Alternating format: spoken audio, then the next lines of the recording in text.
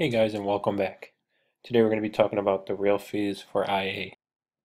After winning the car, here is the breakdown of what type of fees you're going to have. First fee is obviously what you paid for the car. Depending on what car, it's going to be averaged out to that. If you're going to use it for an example on a car you're going to purchase, get the amount you want to spend and do the math with that. Alright, we're going to break it down to two fields, non-public and public buyer. Non-public, you will get better fees. For an example, we're going to use a $1,000 car. It's $205. Come here, you're going to be spending $320 for public buyer.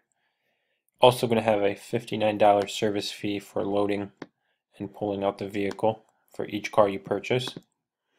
And you will also have an internet fee. Internet fee is going to range on how much you spend. If we bought a car for $1,000, it's going to be $49. So our total is going to be on the screen,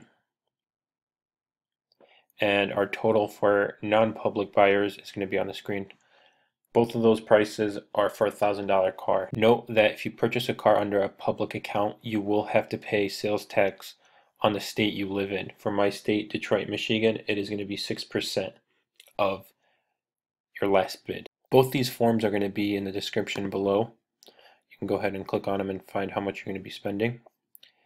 And if you would like to watch more of my videos, just give it a like and a subscribe, and thank you for watching.